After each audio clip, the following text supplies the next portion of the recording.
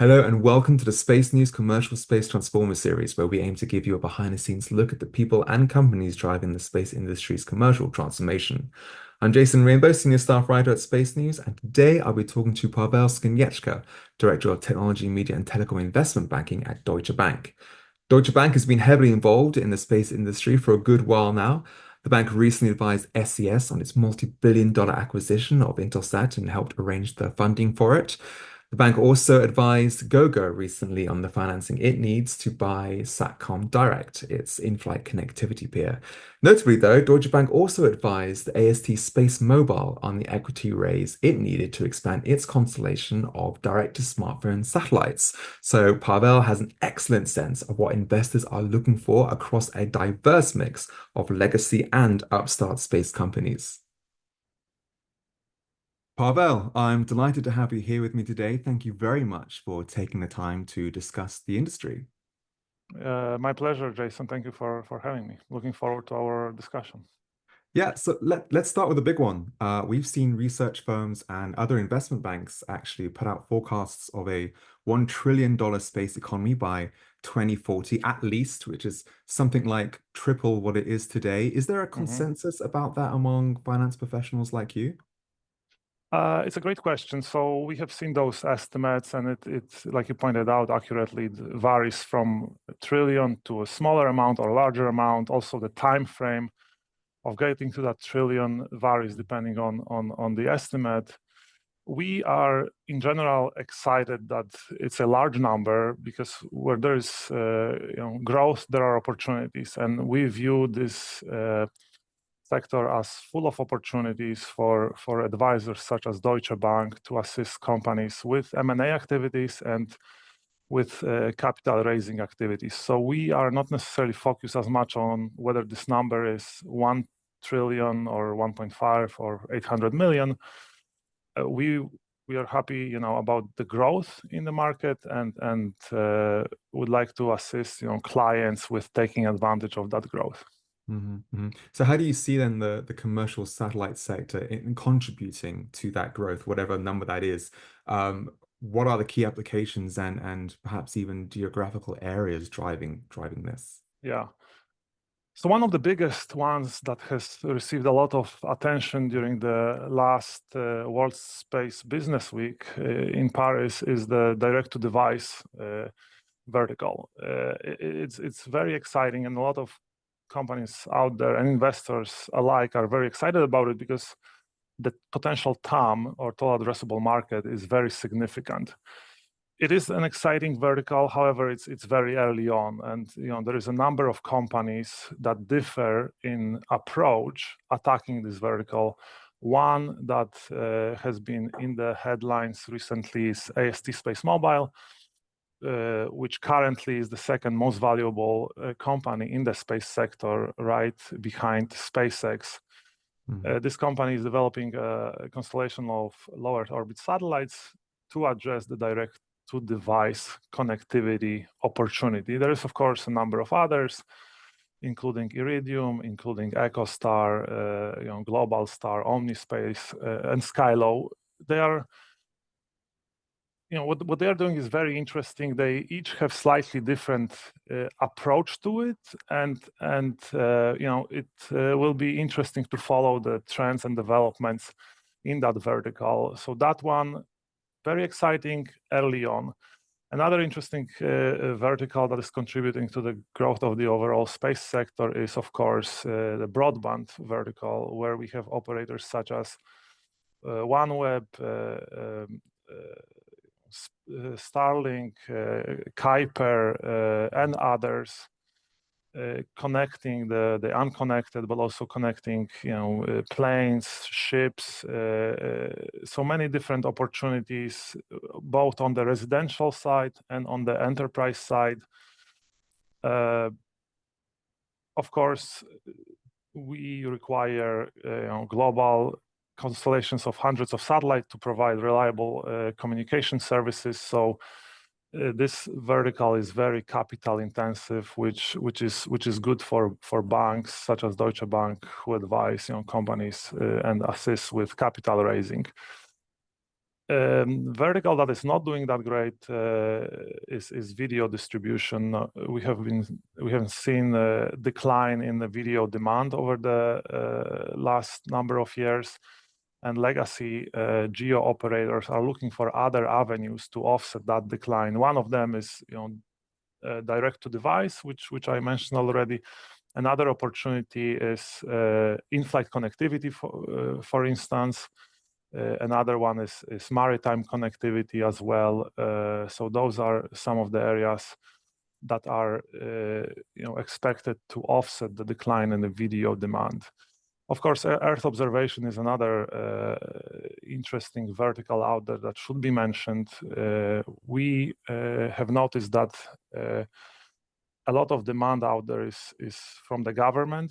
The commercial use cases are of course there as well, but I think the commercial demand is lagging behind and lagging a little bit versus the expectations about where people were saying commercial demand could have been by now.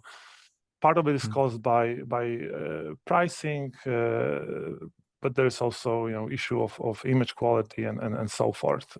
So those are, I think, some of the areas that I would highlight as relevant in the broader space economy. Yeah, and there's clearly a lot of demand for connectivity out there. You mentioned broadband, direct to device. Everybody wants to be connected all the time, everywhere. But and specifically, I'm thinking here, direct to device, there are regulatory challenges to get through to realize some of these ambitions. How could regulatory developments such as spectrum allocation, but also space debris mitigation, when we're thinking about the big broadband constellations that are out there, how could regulatory issues impact this growth? Is there anything on the radar?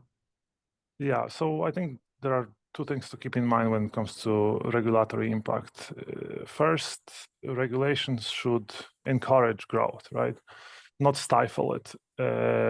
When it comes to specifically direct to device, it's an interesting area because direct to device sits at the intersection of satellite and terrestrial connectivity. So I think we need to have a comprehensive framework, comprehensive regulatory framework that on one hand protects the terrestrial use cases, but at the same time facilitates the satellite applications. And one of the regulatory bodies that is very relevant here is ITU, which governs spectrum, satellite spectrum.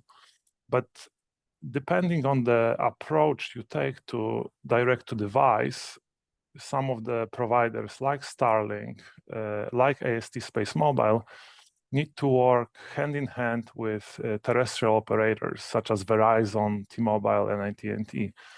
And by the way, that's just the United States, right? Each of the countries out there has a number of relevant telcos that are providing spectrum for direct-to-device connectivity. And in this case, country by country regulatory environment is very important. And you can only imagine the headache that these companies might be dealing with, where there is different regulators with different requirements in each of the countries. So having a cohesive framework that would allow provision of this service in an effective manner is very important in that specific application. Are there any notable regional differences regarding that kind of regulation? Is it more a bigger deal in Europe than US? Are some countries more relaxed than others? Others looking to pioneer a new market more than another country that might be wanting just to wait and see what happens? Anything like that?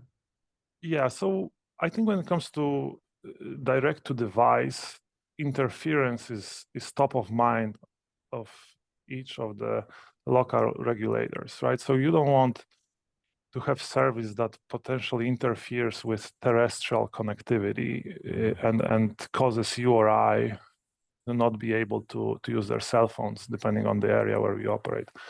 So this is very top of mind in each of the countries to to each of the local regulators.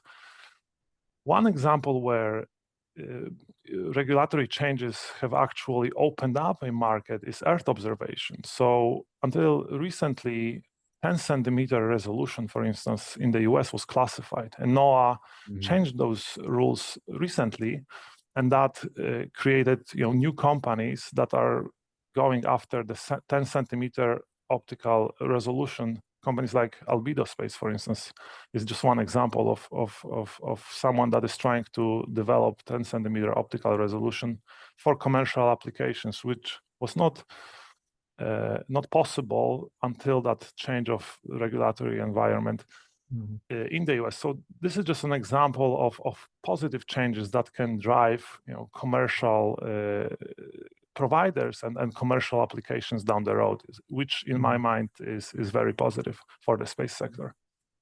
Yeah, I know one area regulators are keen to catch up with, of course, are the satellite broadband mega constellations. What are some of the risks and opportunities associated with the rapid expansion of these unprecedented systems?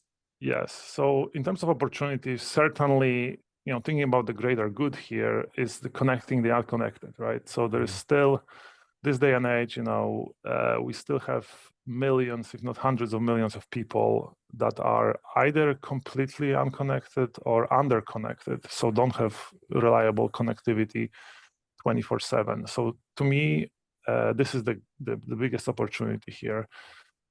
One of the other tangential opportunities is direct to device connectivity as well. So this is exactly what Starlink is doing, right? They have a constellation of satellites that is providing broadband services, but then they also have a payload that allows direct to cell phone connectivity. And others, some of the other companies that I mentioned earlier are providing or are trying to provide similar services. In terms of risks, of course, these constellations like Starlink have thousands of satellites. Some are, some have fewer, like OneWeb, about 600 or so. Kuiper also around 3,000. That causes potential risk when it comes to debris, and debris mitigation, in my view, will be an area of focus because we want to make sure that space is accessible and usable by all. So space situational awareness and debris mitigation should be another area that I think will receive a lot of attention in the coming years.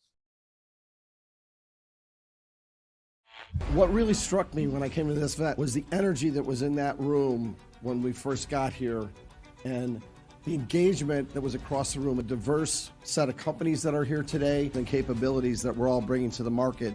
It's pretty amazing. Yeah, yeah. And what about some of those years a little bit further out? What advancements in satellite technology do you believe will be pivotal in unlocking new revenue streams for perhaps the next stage of the space economy? Direct-to-device isn't quite here yet, but it seems to be on the horizon. What about something that's kind of coming up close behind? Yeah. So I personally have been very closely following laser optical links. And you can talk about laser in the context of inter-satellite links, so laser connecting satellites, which is a technology that Starlink is using, for instance. But then a step further is connecting satellites to the ground using laser, which deals with the spectrum issues, for instance. Of course, one of the problems there is air and the fact that the quality of the laser connection could be affected by clouds and weather phenomena. But this is a technology that is very much cutting edge. Space Development Agency in the US, for instance, in its proliferated warfighter space architecture, requires the satellite to be connected using inter-satellite links, which seems to be kind of the new standard that constellations are trying to get to, that could lead to further advancements in the connectivity area. Yeah, and it's interesting that Deutsche Bank is, this big legacy bank. You've recently helped advise SES on its Intelsat deal and to help arrange the funding for that. And you're very active in the kind of the old space, as some people would say, but you've also helped a company like AST SpaceMobile raise equity funding. What is there? How do you look at risk in the space industry? Some of these technologies and these capabilities you see coming on the horizon, is this the kind of company that Deutsche Bank could help get involved with, or what's the kind of criteria you have for facilitating deals in the space industry? Yeah, so it's a great question.